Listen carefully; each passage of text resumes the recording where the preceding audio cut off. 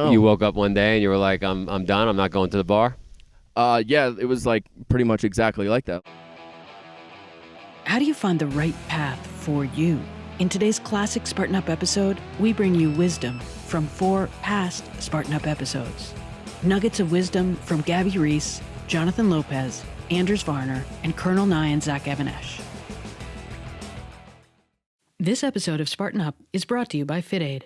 Race dirty, recover clean with FITAID Sports Recovery Drink. Visit lifeaidbevco.com and enter the code SPARTAN30 at checkout to get 30% off their full line of functional lifestyle beverage blends and Go powder sticks. You may know Gabby Reese as a former pro volleyball player, a sports announcer, a fashion model, an actress, or as the wife of Laird Hamilton. You might know her as a podcast host on her own show. But after this interview, we all started to call her Yoda in honor of her great clarity and wisdom. I have one daughter who's very, very creative, and she's incredibly powerful. So the obvious is I'm like, oh man, if I had that motor, I would be so dangerous. But I'm putting my stuff on her. And what I say to her, though, is whatever it is that you're going to pursue, everything is a grind. So just make sure that that is okay with you. And so in a way, like that's what I feel so strongly about sports is, yeah, it's fun and sometimes there's glory and there's all these things and winning is nice, but the everyday is a grind. So if you don't really genuinely enjoy that, it's probably not for you. Joe Sena sat down with adaptive athlete and veteran Jonathan Lopez in the midst of an ultra-endurance event at the farm in Pittsfield. Lopez tells powerful stories of finding his own mission and drive. He says, "My story is not who I was. It's who I am and who I'm going to be." Said about the agoge. The agoge doesn't have a finish line. The agoge, you will find why you hear what you hear. There's no way to know. Like when I participated on my first one, I had no idea why I was here. Like I just actually, Erica Walker signed me up for it, started this, and all of a sudden, that was a brutal winter. We had so many dropouts within the first couple of hours. My entire team was gone.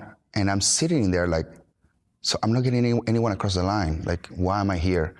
And I met this guy, Randall. He put his back down. He was searching for the belt. And I remember actually, I took the backpack from him, not knowing him, and I was like, keep walking, we're gonna go. And that moment actually changed my life. I work a lot more with civilians right now. The guy he's an animal. I see him constantly on the courses. Sometimes I'm going through my first lap and he's running the 3rd or the 4th lap. He was just having a bad moment. And for him, like some stranger helping him change. And that opened my eyes. It doesn't matter who it is. Like you can always make someone's day better, and you don't know what that's gonna represent in the future. Yeah. So what's next for you? As we go around the world, I love that there's always something to learn.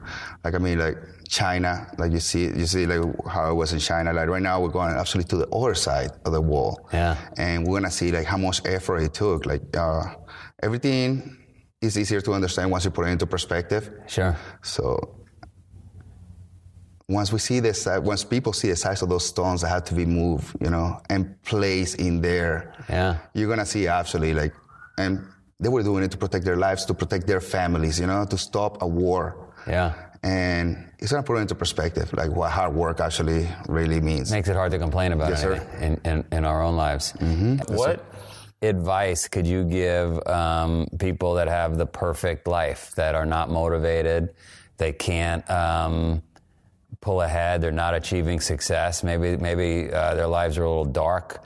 What can you take from your experiences, losing a limb, getting through the military, motivated? Like what you got boil it down to a couple of tips. It boils down to you have to really sit down. I don't know your life.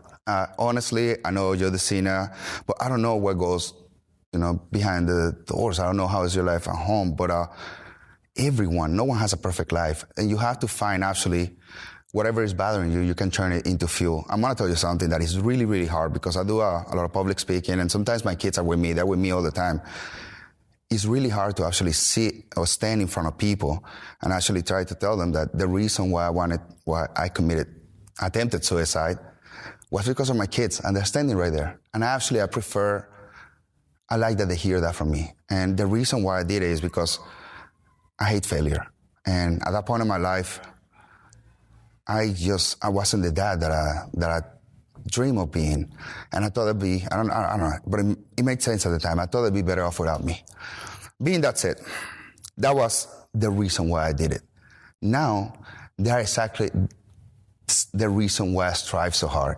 I could be one of those veterans and just buy what is called a shadow box, place a flag on the wall, place my awards until that's who I was. Right. No one gives a crap who I was. My kids walk into school and say, that is my dad, you know, like right. After we accomplish everything, that's who I am today, you know, like right. My story is not who I was, it's who I am or who I want to become. And it's amazing. I mean, once again, thank you, because it gives them a sense of pride. Like they don't look for anyone outside of the home to be their hero. You know, they're like, my dad can do this, my dad can do that. Right. You are a hero. You have completely changed me. It's once again, at the beginning, it was the kids. The kids is what made it hard. Like even going to school to pick him up, like when you hear the other kids whispering, "Oh, he has one arm," or you know, like why? And I'm like, oh, I don't want my kids to be the subject of. Why is your dad like that? Like now they say super proud. My dad has one arm and he lifts 500 pounds, you know? Sure. What can your dad do? Yeah, I like that. Mm-hmm. We'll be right back to this conversation, but first, a little bit from today's sponsor, FITAID. FITAID is a clean sports recovery drink. Race dirty, recover clean. You've heard us say it before. FITAID is 45 calories, certified non-GMO tested, vegan, paleo-friendly, certified gluten-free, kosher, and never contains any artificial colors, flavors, sweeteners, or sodium. Even the zero sugar option, it's keto-friendly and has only 5 calories, and it's naturally sweetened with monk fruit and stevia. And then there's FITAID's recovery blend. It has glutamine, glucosamine, turmeric, BCAAs, omega-3s, CoQ10, a full B complex, and electrolytes. It's perfect for after your workout, your hike, your bike ride, or your race. Can you imagine drinking a plain old soda when you could have this? FITAID is a product of LifeAid, the functional beverage company, and they're an official partner of our Spartan Race series. Listen, each ice-cold can of FITAID, it contains ingredients to help your body recover, and it never contains any artificial flavors or sweeteners. So visit lifeaidbevco.com, enter the code Spartan30 at checkout, and save 30%, plus you get fast, free shipping. Okay, back to the interview. Spartan Up and Barbell Shrugged podcast have a long history, but we first met Anders Varner at our Tahoe World Championships podcasting event. He told us the process he uses to make big changes happen in his life. We are here for Spartan Up podcast. We're interviewing a guy named Anders Varner. You know, we all get stuck in life. This guy, part of the Shrug Collective, an amazing podcast, very popular, is going to tell us how to break out of our mold, how to get unstuck. So I'm super excited. We've got Johnny to my right. I've got Angel from Spain. For anybody that doesn't know who Angel is, he runs Spain for us. The guy wakes up earlier than all of us. He's an animal. We got Sefra, who's drinking Spartan tea. Joe, Marion behind the camera, and our awesome Andrea, who runs the sound production. In Lake Tahoe with Anders Varner, newest member to the Barbell Shrug Collective. Shrug Collective, yeah. Shrug Collective? Host of Barbell Shrugged, director of programming at Shrug Collective. Awesome. You know what's amazing about that you don't know?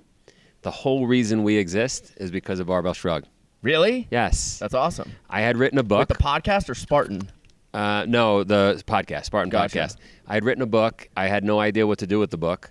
And the Barbell Shrug guys drove to Vermont. Cool. And hung out with me for a day and did an awesome podcast. And I said to Marion, why don't we do a podcast? I didn't even know what a podcast was. Why don't we do one? Yeah. And so that's why we're here.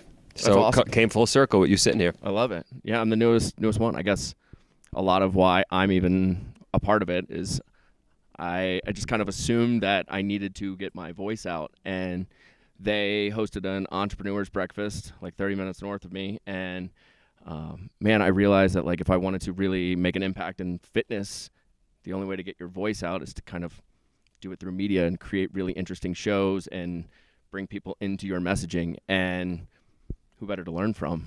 I try and put everything into this like grand vision. I call it when I'm working with coaches, just vision casting. Like, what does it look like in 10 years? Like this 1 year, 3 year, 5 year plan. Like, but what are your like lifelong goals? What do you want it to look like? And because if you don't do that, you might end up someplace you don't want to be. Yeah, or not end up anywhere. Yeah, and it's just good to have conversations with yourself of like, why am I putting this grind in? Like, it's really hard to be really good at what you do.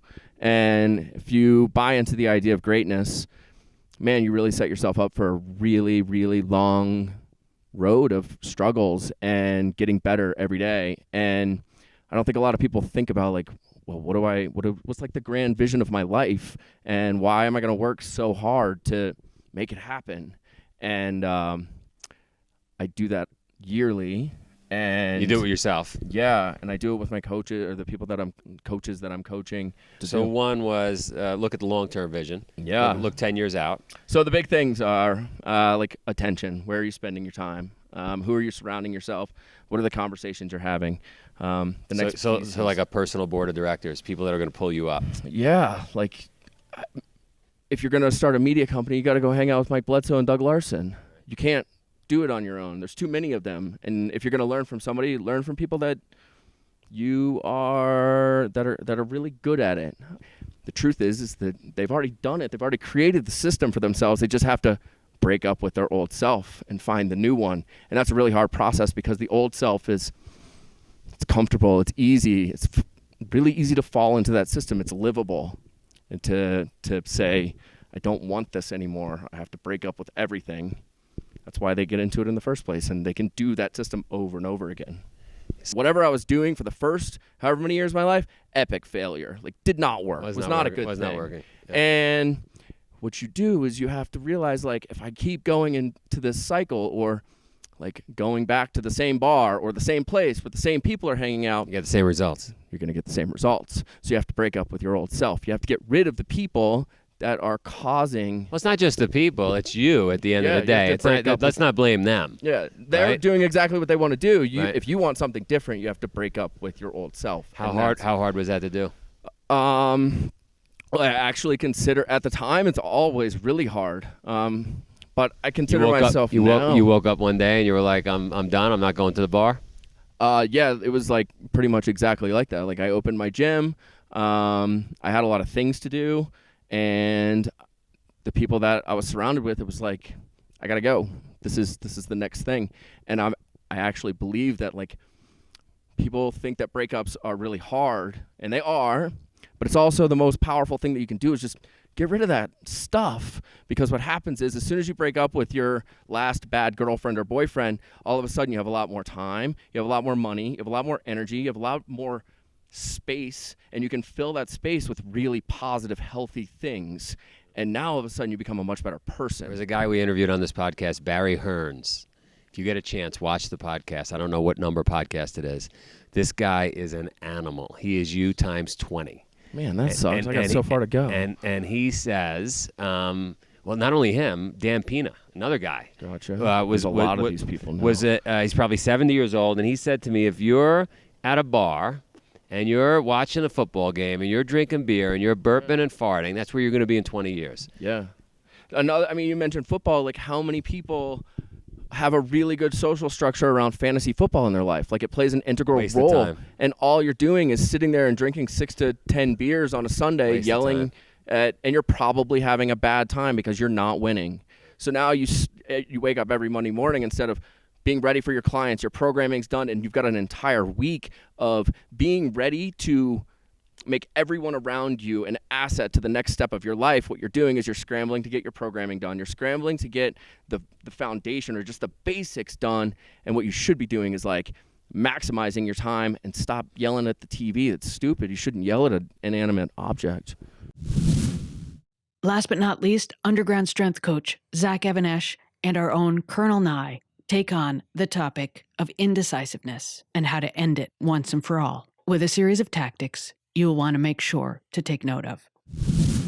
We were talking about how sometimes people get caught up in, I've got this job, I'm comfortable here, I'm in it for 15 years. They have another opportunity or other opportunities that are really good, but they say, well, we've been here, we're established here, we shouldn't really try anything, let's wait till I retire. Right. Well, there's many things at play there, right? You've got responsibilities. Absolutely. So you've got roots, you've got responsibilities, the rest of that stuff. You've got But what you've got to fear is that's going to turn into complacency. Yes. And then when you become complacent and you don't recognize the opportunity, and you're given an opportunity or there's a challenge presents itself and you don't step forward, you're limiting yourself and you're putting up a cage around yourself that doesn't need to be there. You're not being limited by others.